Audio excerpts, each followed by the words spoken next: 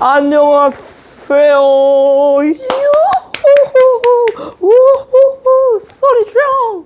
드디어 제 구독자가 300명이 됐습니다. 와우! 감사합니다, 여러분. 우후후후. 300. 반갑습니다. 300. 300이면 어떻게 해야 될까요? 뭐 이렇게 숫자를 3 해야 되나? 이렇게. 여러분, 저희 학교 지구과학 선택자는 150명 정도밖에 안 되는데 2배에 해당하는 구독자를 지금 갖게 된, 이 정도면 약간 나름 중소기업이라고 볼 수도 있지 않을까요? 중소기업의 기준이 언제 그렇게 낮아졌냐? 어이! 조용히 하십시오. 전 만족합니다. 벌써 300분이나 진심 감사드립니다. 감사합니다. 오늘도 또 열심히 해봐야죠. 네. 진짜 멋지네요.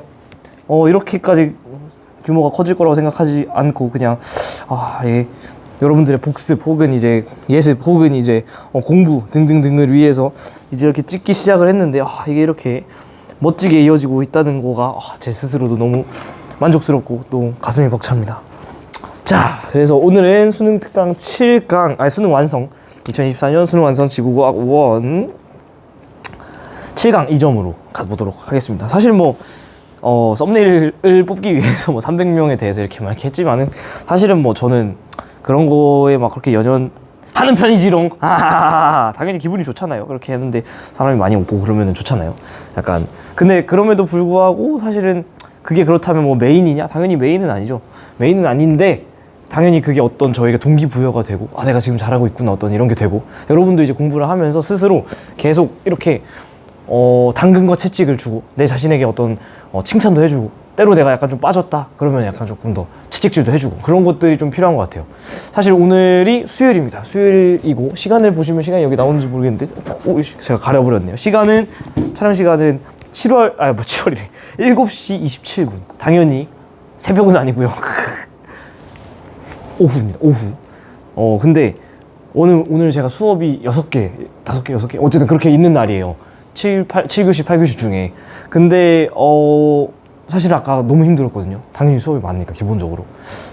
같이 이제 동료 선생님이랑 근처 헬스장 가서 또 운동 막 하고 맛있게 저녁 먹고 나니까 나름 보상을 줬잖아요. 내가 아까 힘들었으니까 운동이라는 보상을 줬죠.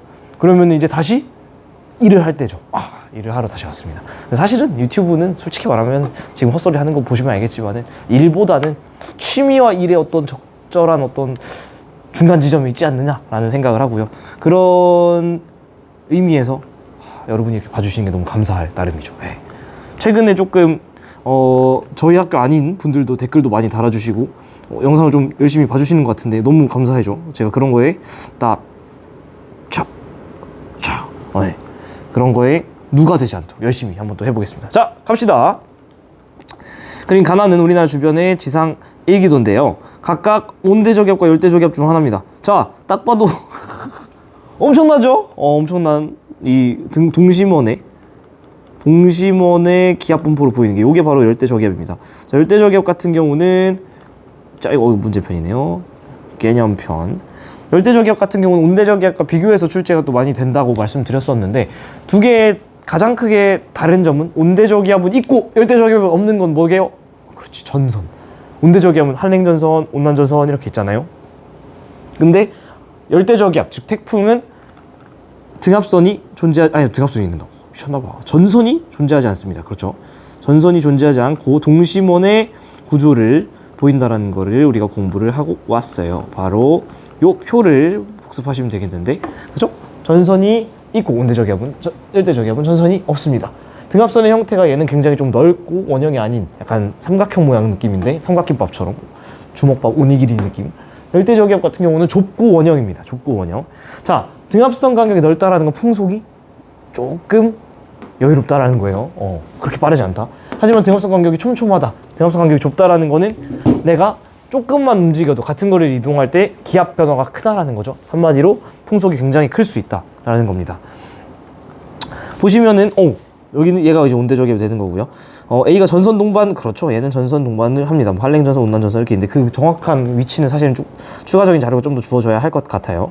자, A는 대체로 저위도에서 발생하느냐? 온대저기압이 주로 발생되는 지점은 어디였죠?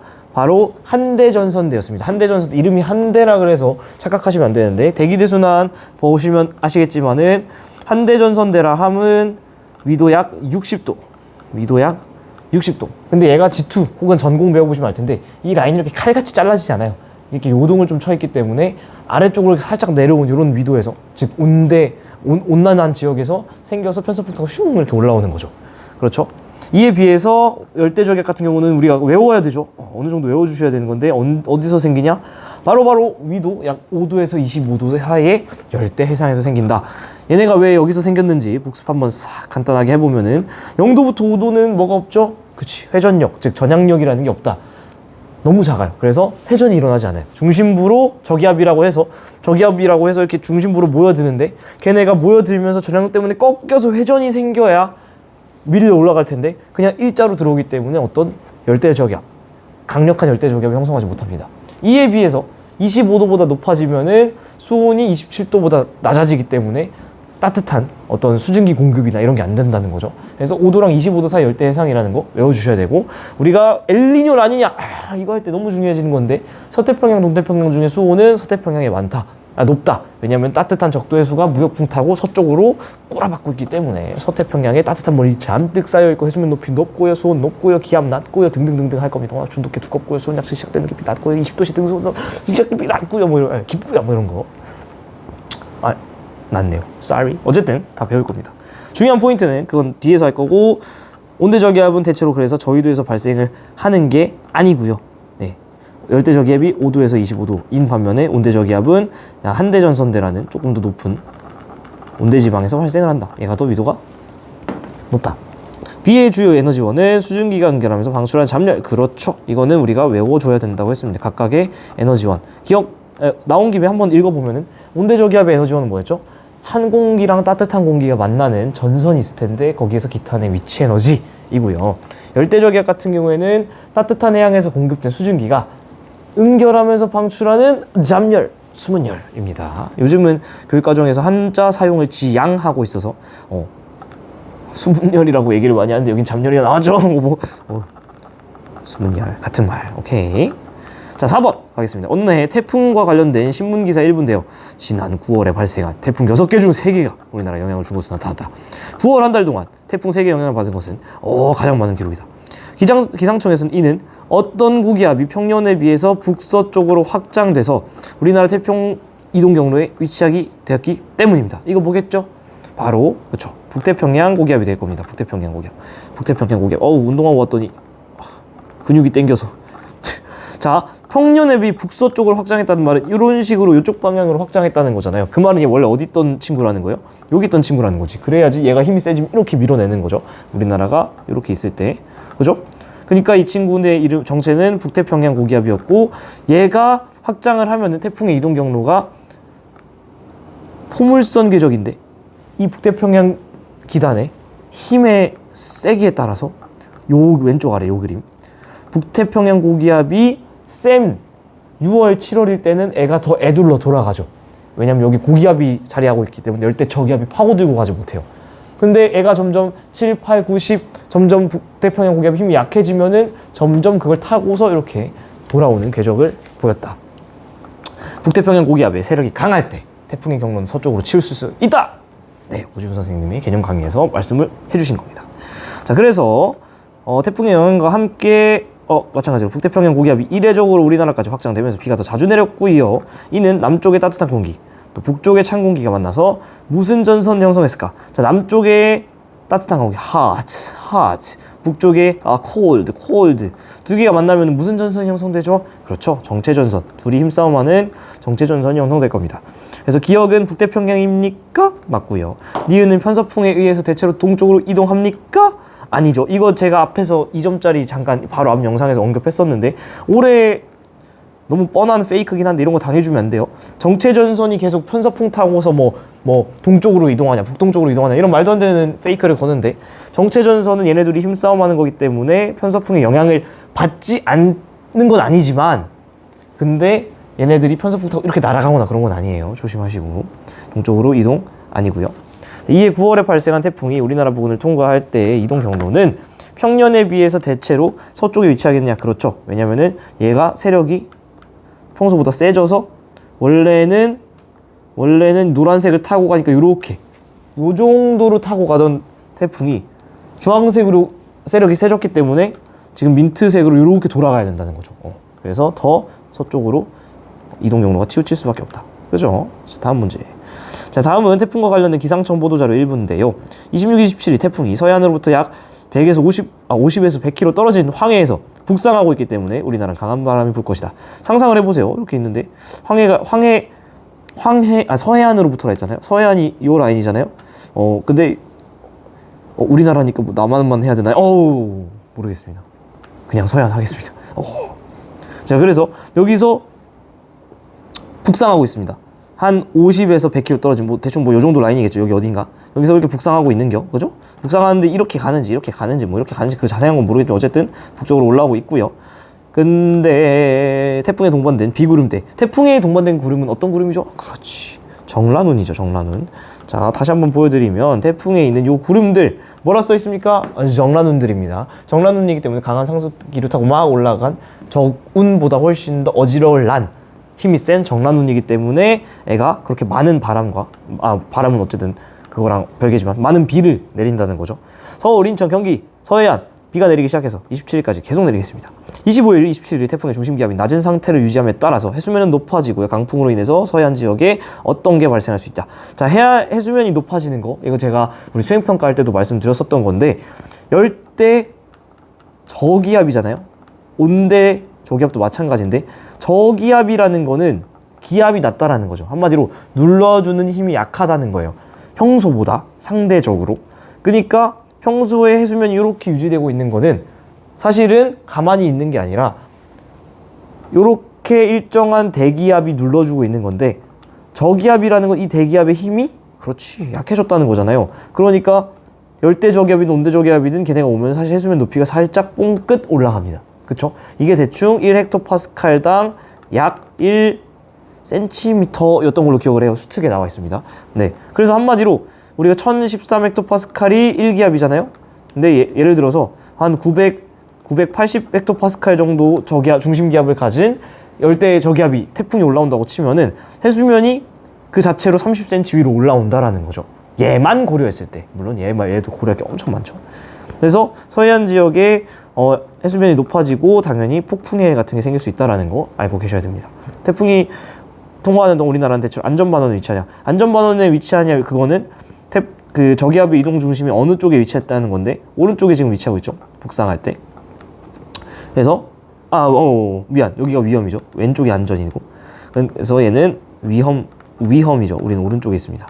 온난전선 전면에는 기압과 같은 구름대가 발생한다. 온난전선 전면에는 어떤 게 있죠? 온난전선의 전면 지금 너무 내려와 버려서 썰리인데 한랭전선, 온난전선 이렇게 있을 때 온난전선 전면은 전선의 앞부분이기 때문에 여기죠.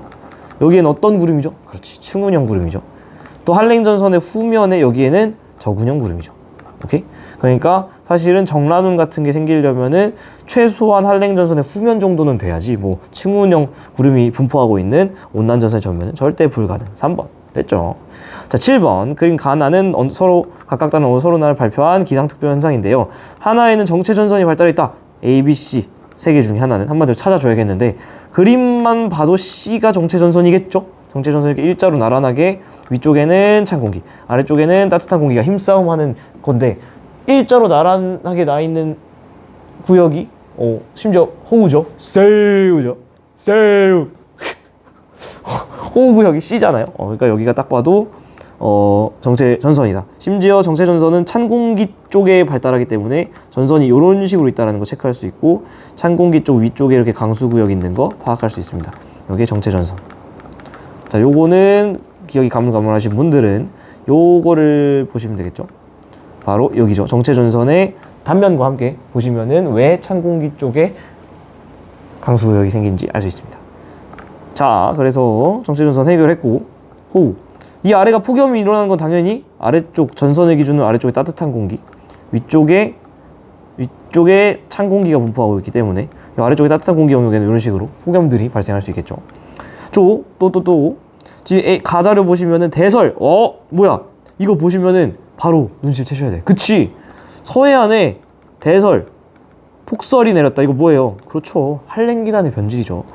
한랭기단의 변질. 그냥 머릿속에 외워놓으세요. 링크를 걸어놔. 서해안에 폭설이 내려? 이거는 지원 수준에서 물어볼 게 얘밖에 없어요. 한랭기단의 변질. 아시겠죠? 한랭기단의 변질이 뭐였는지 또 그렇게 순수한 페이스로 모른 척 하실까봐 여기 말하는 겁니다. 중국 대륙의 찬 기단이 서해의 따뜻한 바다를 타고 상승기로 생겨가지고 쿠팡 배달 띵동 띵동 주문하면서 엄청난 상승기류를 얹은 엄청난 정란운이 우리나라 서해안에 배달 오는 겨울철 시베리아 기단의 변질, 서해안 폭설, 이거 떠올리시면 됩니다. 자, 그래서 우리나라 오마이갓 가는 우리나라 겨울철에 내려지는 기상특보 현상, 이겠죠. 당연히 대설, 한파 이런 건데, 그죠? 가에서 AB에 내려진 기상특보는 시베리아 기단의 영향이 당연히 맞죠. 시베리아 기단의 파편이 넘어오면서 변질이 일어났기 때문에 대설, 폭설이 일어났다. 나에서 C 지역은 정체전선 영향을 받고 있고요. 여러분 좀 더 디테일하게 전선의 위치가 여기 이 검은 음영 부분의 아래쪽이라는 것까지 파악해 줄 수 있어야겠죠. 자, 이렇게 되면 7강의 2점 벌써 끝! 자, 7강의 3점이 중요합니다. 3점의 중요한 문제가 1번, 2번, 특히 매우 중요한 게 4번. 특이하죠. 4번이 만약에 많이 어려우셔서 이 영상 보시는 분들 많을 것 같아요. 5번은 그냥 적당히 중요하고요. 그리고 요거는 그냥 풀어주시면 됩니다. 왜 중요하다라고 하냐면 문제가 어렵다라기보다는 지구과학에 필요한 사고 과정이 많이 들어있어요. 자료 해석 능력이라던가 새로운 자료를 어떻게 접근을 해야 된다든가 이런 것들을 지금 보여드릴 테니까 여러분들 것으로 만들어 주시기 바라요. 자, 그림 가는 일단 답을 체크해놓고 5번, 1번 가겠습니다. 자, 그림 가는 1997년부터 1994년 사이. 그러면 이 숫자들을 찾아야 돼. 1997, 여기 1994년, 이하 기간 1, 기간 1을 이제부터 할 거야. 이거랑 95년, 12년 이거 기간 1을 할 거야 이제부터. 오케이. 한반도에 영향을 준 태풍의 빈도수. 빈도라는 거는 이제 프리퀀시죠. 얼마나 많이 등장을 했느냐, 얼마나 빈번하게 등장한 정도잖아요. 빈도. 얼마나 많이 관측이 됐느냐를 최대 풍속별로, 한마디로 힘이 얼마나 셌느냐, 얼마나 바람이 많이 빠르게 불었느냐로 나타낸 것이고, 끊겼으니까 문장이 여기서 한번 확인을 해봐야죠. 오케이. 그러니까 기간 1, 요시 기간 동안은 얼마만큼의 태풍이 관측이 됐냐면 18에서 33 정도의 최대 풍속을 가진 친구는 이거 회색을 읽어야죠. 36번. 33에서 48 정도의 조금 빠른, 꽤나 빠르죠. 왜냐면 태풍은 중심 속력이 17m/s보다 빠르면은 태풍이라고 하기로 했는데 34에서 48, 37번. 48 이상이 22번. 이렇게 된다는 거죠. 이에 비해서 기간 2 같은 경우, 요 기간 동안은 요 정도 풍속이 조금 덜 관측됐네요. 얘보다는. 이 기간은 얘는 오히려 이때가 많네요. 48 이상, 빠른 녀석은 또 얘가 또 많네요. 그죠? 이렇게 해석을 해놓고 가시면 되겠습니다. 네. 그 다음 나로 가야지. 이제 가 해석은 대충 끝났으니까. 나는 태풍의 최대 풍속별 기간, 작으니까 잘 안 보이네. 기간 1과 기간 2의 이동 경로 빈도차를 나타낸 것이다. 기간 이동 경로 빈도차. 자, 말이 너무 어렵잖아요. 항상 여러분의 말로 바꾸셔야 돼요. 자, 기간 2 빼기 기간 1에서 0을 기준으로 이쪽은 플러스, 여긴 마이너스죠. 자, 그러면 이제부터는 우리가 말로 바꿀 거야. 말로 바꿔. 저거 제가 보라색 펜 들 때는 실제로 제가 시험 문제를 풀 때 시험지에 쓰는 겁니다. 자, 요렇게, 요 보라색 전 이렇게 쓸 것 같아요. 자, 얘가 빈도차가 어쨌든 양수라는 거잖아요. 그쵸? 이 말은 기간 2 빼기, 천천히 해드릴게요. 기간 1이 양수라는 거잖아요. 이 말은 바꿔 말하면 뭐야? 기간 2가 기간 1보다 많이 관측되면 어두컴컴하다는 거잖아. 됐어요? 한 번 더 해볼까? 자, 빈도차가 요 영역은 허여멀건한 건 0보다 작으니까 뭐예요? 음수죠. 이 말은 기간 2 빼기 기간 1이 음수라는 거니까 기간 2보다 기간 1이 더 많이 관측되면 허여멀건하게 체크했다는 거지. 괜찮죠? 자, 우리 말 바꿨다. 그럼 예를 들어서 이거 보세요. 18에서 33 허여멀건하잖아. 그러니까 여기는 안 봐도 기간 1이 뭔가 좀 관측이 많이 된 거죠. 얘랑 같이 보셨을 때 기간 1이 실제로 관측이 더 많이 됐죠. 요 기간, 요 풍속 때는. 자, 두 번째 얘 같은 경우는 조금 애매모호한데 얘 같은 경우는 확실히 조금 어두컴컴하죠. 이때는 뭐예요? 우리 말 바꿔놨지. 자료 해석 또 하시는 거 아니야? 써놓은 거 보는 거예요. 어두컴컴하지. 심플하게 그냥 바로 이거 기관투가 많은 건데 실제로 요 48m/s 이상의 풍속을 가진 최대 풍속을 가진 빈도수는 여기 보시면 아시겠지만은 22대 26으로 빈도 기간 2가 더 많은 편에 속하죠. 오케이. 자료 해석 준비가 얼추 된 것 같아요. 한번 가보자고. 자, 기간 1과 비교하여서 이거 비교하는 거 묶어. 궁금한 거 우리가 기간 2일 때에 대한 설명을 오는 것만 골라주시면 됩니다. 자, 최대 풍속 33 이상의 태풍의 빈도수는 33 이상인 태풍의 빈도는 뭐만 보면 돼요? 33이 여기니까 여기 보시면 되죠. 얘네 두 개의 빈도수를 보시면 돼요. 봤더니 얘는 33에서 43, 22에서 26 둘 다 증가했죠. 둘 다 증가했기 때문에 기간 2가 궁금한 거예요. 우리는 기간 2를 봤을 때는 증가하였다. 정답. 자, 최대 풍속 33 미만인 태풍이 한반도를 통과한 빈도는 감소했느냐? 최대 풍속 33 미만인 태풍이 제가 한반도를 통과한 거를 보고 싶은 거잖아요. 그러면은 33 미만인 자료를 보셔야지. 33 미만인 자료는 지금 여기에요. 보시면은 감소했죠. 그치? 감소했죠. 이렇게 보셔도 되고 33 미만인 거 여기 보니까 허여멀건하죠. 이 말은 기간 2가 더 작았다는 거 아까 했었잖아요. 기간 2가 더 작으면 허여멀건하니까 감소하였다. 이렇게 보셔도 되죠. 오케이. 자, 한반도에 영향을 주는 태풍에 의한 강풍의 영향이 증가했을 거냐? 지금 보시면은 강풍이라는 거는 당연히 최대 풍속이 빠른 바람이 강풍이겠죠. 그죠? 근데 우리가 지금 자료 분석하고 오셔서 알지만은 어때요? 상대적으로 요 정도 풍속을 가진 애들은 오히려 감소했는데 강풍에 해당하는 33보다 큰 애들은 애들이 증가했죠. 여기도 어두컴컴해졌잖아요. 풍속이 엄청 빠른 48m/s 이상짜리가 어두컴컴하다는 말은 아까 해석해놨지만 기간 2가 더 많다는 거예요. 빈도수가. 그렇기 때문에 강풍의 영향이 증가했다라고 볼 수 있습니다. 괜찮죠? 자료 해석 이렇게 천천히 하시면 사실은 어려운 게 아니고 뽑아 쓰는 거다. 두 번째, 2번 가겠습니다. 자, 가나는 2002년부터 2015년까지 우리나라에 영향을 준 태풍의 주요 이동 경로를 한번 볼까요? 가나 보니까 이렇게 갔고요. 이렇게 갔고 우리가 공부하고 온 것처럼 포물선 경로를 보이고 있죠. 특히 가자는 사실 좀 잘 안 보이긴 한데 30도 라인에서 우리가 바람 방향이 이렇게 바뀌죠. 무역풍, 편서풍, 무역풍, 편서풍. 그렇기 때문에 포물선 경로를 띄잖아요. 이렇게 대충 가는 조금 애매모호한데 나는 확실히 포물선 경로 좀 잘 보이는 것 같아요. 그죠? 잘 보입니다. 달하는 태풍의 이동 경로가 각각 가나일 때 최대 풍속을 순서 없이 나타내니까 뭔 얘기? 맞춰라! 매칭하라는 거죠. 얘가 얘일 수도 있고 얘가 얘일 수도 있고 그런 거죠. 보니까 최대 풍속 같은 경우는 태풍이 지나갈 때 어디가 발달을 할까요? 당연히 중심부에 가까우면 더 잘 되지만은 그거 플러스 안전반원, 위험반원도 고려해줘야죠. 북반구기 때문에 진행 방향의 오른쪽이 위험합니다. 지금 보면은 두 개의 이동 경로와 풍속 자료를 같이 보셔야 될 텐데 지금 요렇게럼 지나가는 친구의 최대 풍속 지점은 대충 요 근방으로 나와야 되겠죠. 아무래도 요 친구인 것 같습니다. 요 정도로 지금 그림 딱 비슷하게 그려드릴게요. 요 정도로 그려드리면은 뭔가 딱 최대 풍속 지역이 나오지 않나요? 그쵸? 얘 같은 경우는 그림 잘 그려야 되는데 제주도를 거의 지나가죠. 130도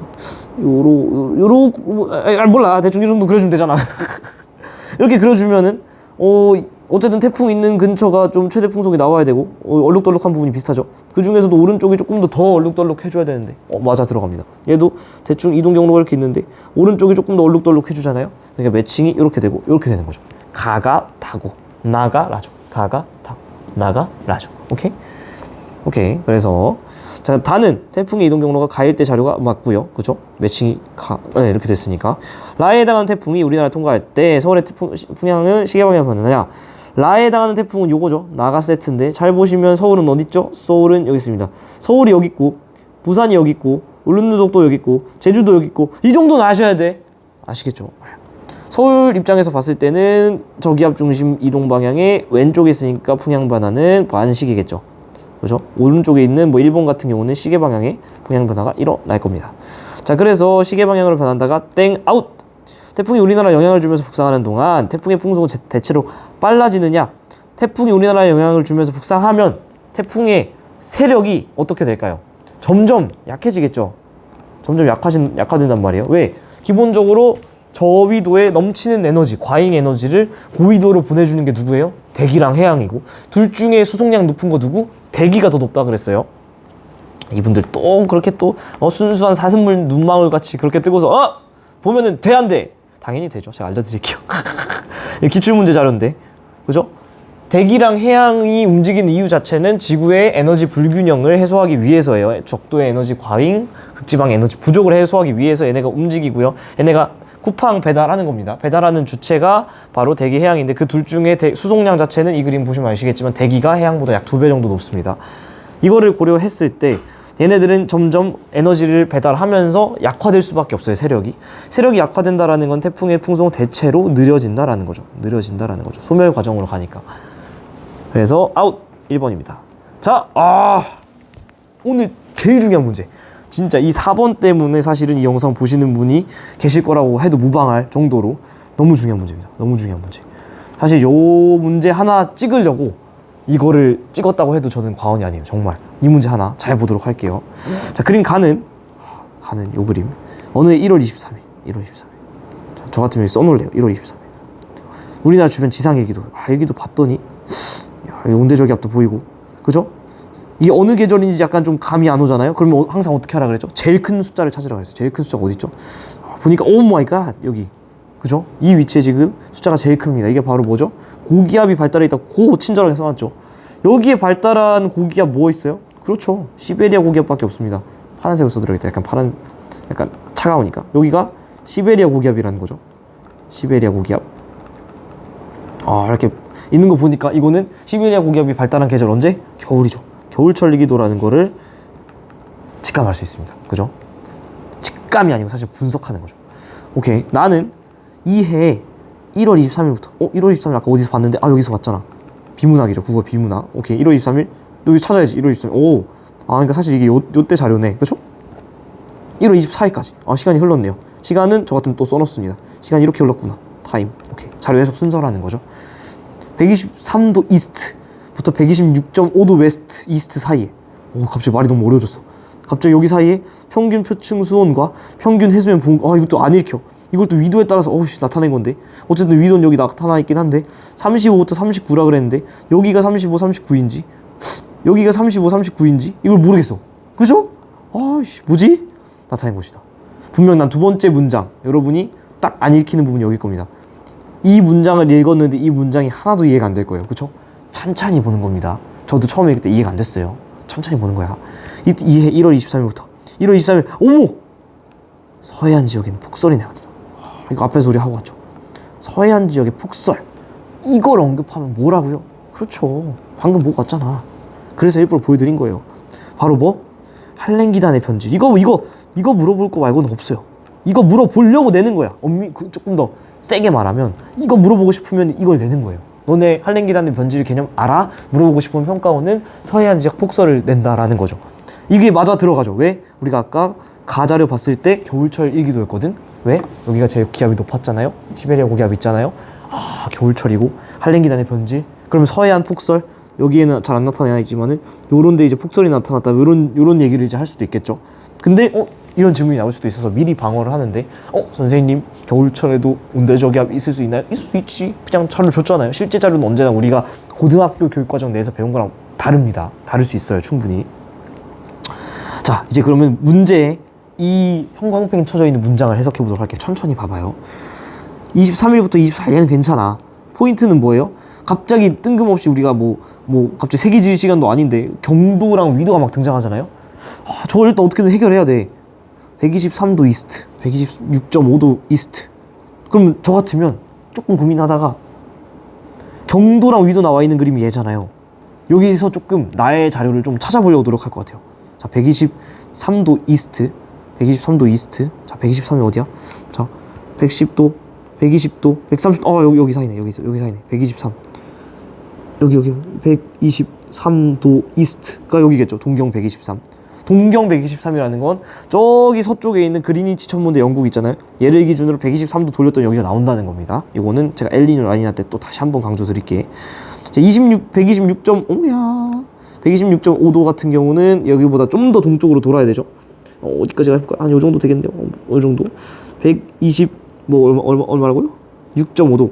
126.5도 이스트. 됐죠? 이렇게 그지?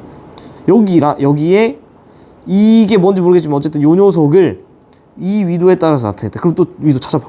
135도. 35도에는 여기겠죠? 왜냐면 여기서부터 이렇게 올라가줘야 북쪽이니까. 그죠? 요 정도는 할 수 있죠. 39도엔 40은 안 돼. 40은 안 돼. 39도엔 요 정도. 이렇게 됐다.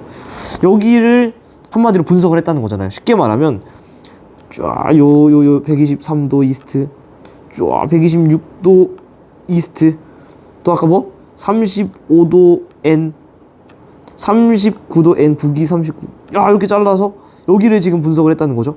바로 이 지점. 기가 막히죠. 여기 뭐 있는 데죠? 이거잖아요. 딱 기가 막히게 문제에 주어진 위치가 대충 찍어보더라도 아시겠지만은 서해안 폭설 지역이 기가 막히게 들어갑니다. 아시겠죠? 문제 위에서 노는 느낌, 이런 느낌인 거예요.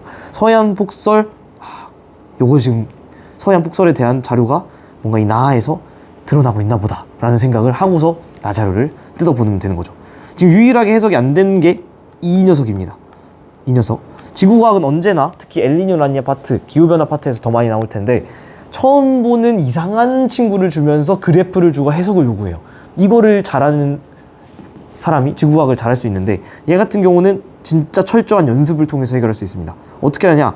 저 같은 경우는 이 처음 보는 값을 언제나 제 말로 풀어요. 아까 어떻게 했었죠? 이 문제 풀 때도 제가 제 말로 풀었죠. 이렇게 기간 1, 기간 2 해가지고 우리 엘니뇨 라니냐 때도 엄청 연습할 건데 요거에서도 한번 연습해 볼게요. 이게 뭔지 모르겠어 도대체. 뭔 소리야. 말을 풀어야 돼. 자, 한번 천천히 해봅시다. 진한데. 진해. 저 보라색으로 써야죠. 이거 실제로 제가 시험지에 쓸 거니까. 진한데. 진한 값은 지금 우리가 궁금한 요 평균 표층 수온 빼기 평균 해수면 부근 기온. 말이 벌써부터 어려워. 어쨌든 이 값이 크잖아요. 그죠? 16, 17, 18, 19, 20, 21 점점 커지잖아.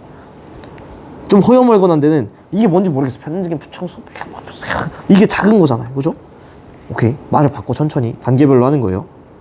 나 한번 해볼게요. 큰 걸 한번 생각해보자. 자, 평균 천천히 해드릴게. 표층 수온 빼기 평균 해수면 아이고 말도 길어. 부근 기온을 뺐더니 그게 좀 값이 크면 진한색으로 지금 표시를 하겠다는 거잖아요. 진한색으로 우리 약속한 거잖아. 그죠? 이 말이 무슨 뜻일까? 잘 생각해봐요.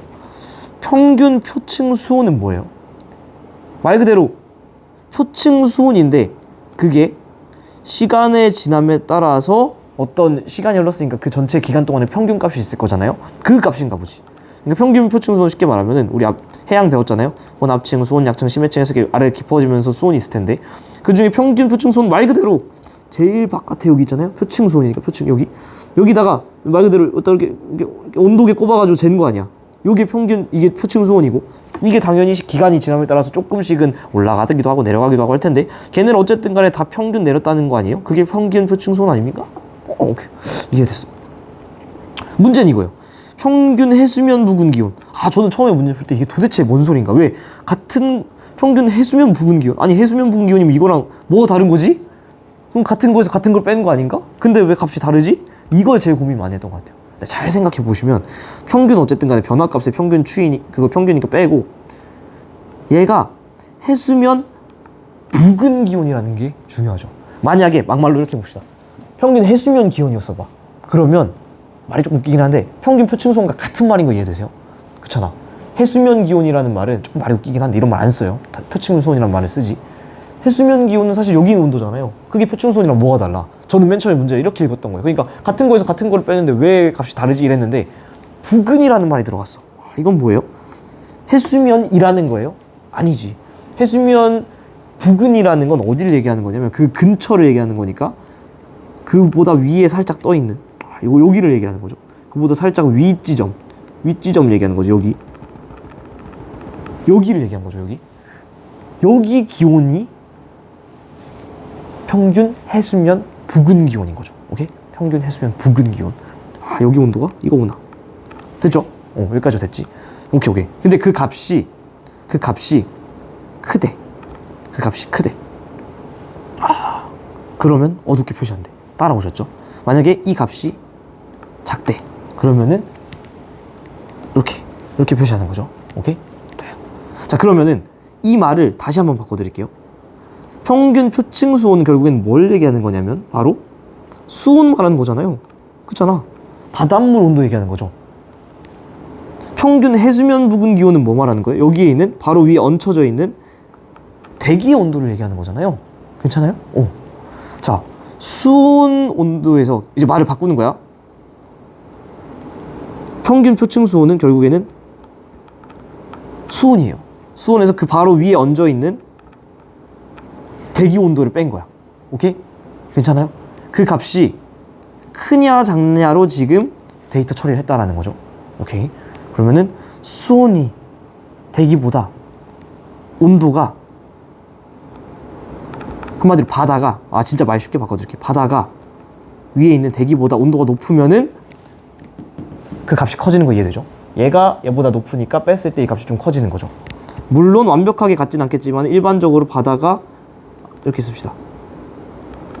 바다가 대기보다 조금은 온도가 살짝만 높으면은 그 값이 작게 나오겠지. 이게 얼마나 중요한 말인가. 지금 얘가 뭔가 길을 잃은 느낌이잖아요. 이 문제는 뭘 묻고 싶은 거다? 한랭기단의 변질을 묻고 싶은 거예요. 잘 생각해 보세요. 우리가 관측하고 있는 이 지점에서는 시베리아 고기압이 있는 차고 건조한 공기 덩어리가 북서풍을 타고서 내려올 겁니다. 그러면은 처음 딱 이 바다 관측 지점에 진입했을 때 황해의 온도는 이 위에 있는 찬 공기보다 높을까요, 낮을까요? 높습니다. 겨울철 해수 온도는 겨울철 육지 온도보다 훨씬 높아요. 왜냐면 비열이 크기 때문에. 그럼 처음에 바다 온도가 있고 딱 갓 배달 온 차가운 대기는 온도가 낮을 겁니다. 두 개의 갭 차이가 엄청 크겠죠. 근데 이거 문제 뭐 묻고 싶은 거라고? 한랭기단의 변질 묻고 싶은 거예요. 한랭기단의 변질이라는 건 차가운 애가 따뜻해지는 거죠. 왜? 여기 바다가 얘보단 따뜻하거든. 당연히 겨울바다 차갑지만 얘보단 따뜻해요. 그러니까 처음에 딱 들어왔을 때는 대기 엄청 차갑고 해양 따뜻해. 갭 차이가 좀 납니다. 근데 애가 점점 배달 오면서 끝 지점으로 오므에 따라서 두 개가 성질이 비슷해지겠죠. 즉 해양으로부터 따뜻한 해수, 따뜻한 물과 수증기를 공급받으면서, 온도랑 수증기를 공급받으면서 차가운 건조한 기단이 점점 따뜻하고 습해집니다. 그게 한랭기단의 변질이잖아. 그래서 정란은 만들어지고 이 서해안 지점에 폭설을 내리는 거잖아요. 뭔 얘기냐? 돌아와서 이제 이걸 보면 이해가 되죠. 바다가 대기보다 압도적으로 온도가 높았던 때는 뭐냐면은 한마디로 아까 말씀드린 한랭기단이 막 진입한 거죠. 그렇잖아. 그러니까 두 개 갭 차이가 크잖아. 이게 한랭기단의 변질 문제라는 걸 놓치면은 여기서 길을 잃고 뺑뺑 헤매다가 아무것도 못하는 거예요. 바다가 대기보다 살짝만 온도가 높아. 이거는 처음엔 대기가 엄청나게 차가웠는데 따뜻한 바다의 영향을 받아서 조금 데워지면서 두 개의 갭 차이가 준 거죠.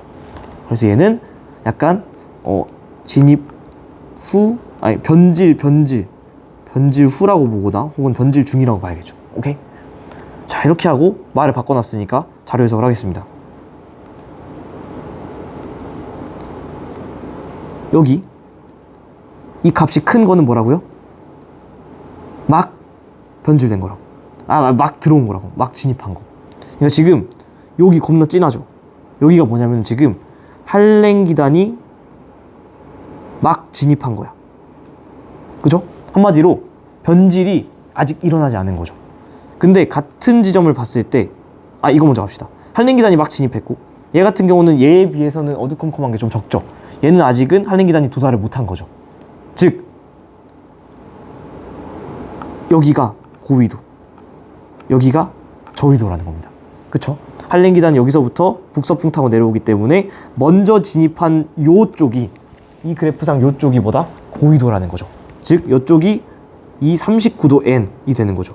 여기가 39도 N이 되는 거고 여기 같은 경우가 35도 N이 되는 겁니다. 그리고 같은 시간을 놓고 봤을 때 같은 위치를 보면서 같은 시간을 지금 봤죠? 같은 위치를 봤을 때 한랭기단이 막 진입했는데 이렇게 이번에 보시면은 시간이 지났더니 어떻게 됐어요? 조금 밝아졌죠. 분명히 어두컴컴했는데 밝아졌습니다. 이거 아까 우리 말 바꿔놨죠? 어두운 지점은 무슨 뜻이라고?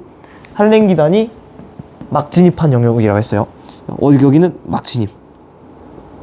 근데 같은 위도대를 관측했을 때, 같은 위도대를 관측을 했을 때 시간이 지금 흘렀잖아요. 시간이 흘렀더니 어떻게 됐다고? 애가 밝아졌어요. 밝다는 말은 뭐? 변질이 일어났다. 변질이 일어났으니까 실제 데이터 값도 진한 어두움에서 밝은 색으로 바뀌었죠. 지금 요렇게도 해석할 수 있어야 되고, 고위도 저위도 갓 진입 아직 진입 안 했음, 이렇게도 볼 수 있어야 돼. 같은 장소에서도 막 진입했을 때 변질이 안 됐고, 변질이 됨에 따라서 약간 밝아지고. 이렇게 하고서 문제를 풀겠습니다. 기억은 37도보다 저위도냐? 기억은 기억 여기 아니에요? 기억은 여기죠? 37도보다 저위도죠. 정답. 이 그림의 오른쪽이 저위도, 왼쪽이 고위도니까. 이 기간 동안 우리나라는 남동풍이 우세하게, 아니 여기는 겨울철이거든. 북서풍이 우세하게 분 거죠. 서해안 지역에 눈을 만든 수증기는 대부분 시베리아 계단에서, 아니 얘는 어디서 온 거죠? 황해부터 열과 수증기를 공급받아 가지고 애가 뭐다? 변질이 일어난 거다. 됐죠? 이 문제 아주 중요합니다. 진짜 좋아요. 네, 이렇게 하고 5번 가겠습니다. 5번. 자, 그림 가나는 각각 고비 사막과 내몽골 사막에서 환사가 발원해서 우리나라에 발생한 월별 환사 일수랑 발원지 풍설을 나타낸 것이다. 고비 사막 이런 거는 80% 이상의 발원지다. 자, 고비 사막 이렇게 있죠. 내몽골 공원 이렇게 있죠. 자료 해석 천천히 해볼까요? 우리나라 황사는 4월에 가장 많이 발생하느냐? 지금 발생 일수를 봐야 되는 거죠. 그러니까 발생 일수 양쪽을 보니까 조심해야 돼. 축이 달라요. 축이 달라서 조금은 페이크가 걸릴 수도 있을 것 같아요. 4월 볼까요? 4월에 황사 발생 일수니까 막대 그래프를 봐야죠. 4월에 최대네요. 4월에 최대네요. 그렇죠? 그러니까 정답. 봄철 황사는 발원지에서 풍속이 빠르고 상대 습도가 낮을 때 발원할 가능성이 높느냐? 발원지에서, 즉 몽골이라든가 고비 사막이라든가 내몽골 고원에서 풍속이 빨라서 막 전달해주고, 상대 습도가 낮아서 건조해가지고 더 전달해주기 좋고 막 방방방 막 뜰 때 발원하기가 좋겠죠? 네. 이거 많이들 틀리시던데. 황사 발원지의 기상 상태를 파악하며 우리나라 황사 발생 여부를 판단할 수 있나요? 이거 완전 제가 계속 말씀드렸지만 강아지랑 초콜릿 같은 거예요. 완전 관련 없는 걸 그럴싸하게 엮어놓은 겁니다. 잘 생각해보세요. 황사 발원지의 기상 상태라 함은 우리나라 이렇게 있고, 여기 뭐 이런 데가 발원지잖아요. 여기에 기상 상태, 얘가 한마디로 뭐 습한지 더운지 아니면 뭐 비가 오는지 안 오는지 뭐 등등등 있잖아요. 이런 것들을 파악을 하면은 우리나라에 황사가 올지 안 올지를 알 수가 있나요? 얼핏 들으면은 여기가 막 발원지가 선생님 건조하고, 방금 뭐 니은에서 말하고 있잖아요. 건조하고 뭐 풍속이 빠르고 뭐 이러면은 발원할 가능성이 높다면서요. 근데 왜 여기에는 그게 이렇게 다이렉트로 가지 않나요? 자, 얘는 발원할 가능성을 얘기를 하는 거고, 디귿은 지금 뭘 묻고 있냐면은 이 발원한 녀석이 배달이 돼서 도착할 가능성을 물어보는 거예요. 두 개는 엄밀히 다른 거인 거 이해되세요? 발원은 생기는 거고, 생긴 녀석이 위에 편서풍 타고 돌아와서 하강기로 타고 우리한테 배달 오는지 도착되는지의 여부는 별개라고. 그쵸? 두 개 굉장히 그럴싸해 보이지만 다른 겁니다. 한마디로 우리나라의 황사가 발생할지 여부는 발원지에 저기압이 형성되고, 상대적으로 우리나라에 고기압이 형성돼서 상층 편서풍 타고 내려와서 고기압 하강 배달이 되는지, 이거를 봐야 된다라는 거죠. 100번 양보해서 선생님 여기 저기압 형성되는 것도 발원지의 기상 상태라고 볼 수 있지 않습니까? 그래, 100번 양보해서 그것도 그러려니 해요. 그러면 우리나라에서 고기압이 있을지 없을지는 과연 발원지의 기상 상태로 커버 칠 수 있어요? 절대 안 되죠. 별개입니다. 자, 오늘의 마지막 문제 가도록 하겠습니다.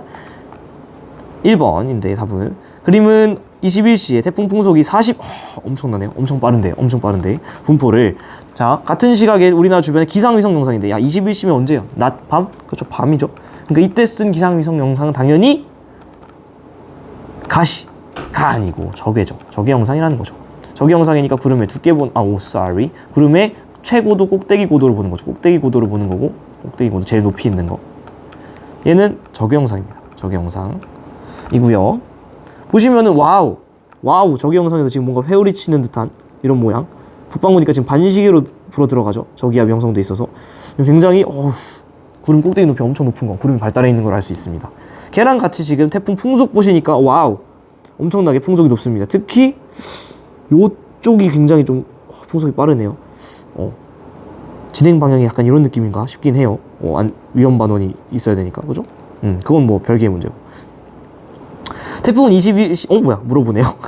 북동진하고 있죠. 그러니까 여기에 위험 반원이 더 진하게 여기 표시되어 있는 거 볼 수 있을 겁니다. 자, 태풍의 영향을 받는 동안 A 지점 풍향은 시계 방향으로 변하느냐? A 같은 경우는 조금 엄밀하게 보셔야겠지만은 이렇게 지나가는 것 같아요. 얘는 왼쪽에 있네요. 반시계로 변하겠네요. 아웃! 공기 연직 운동은 B 지점에서 활발하느냐?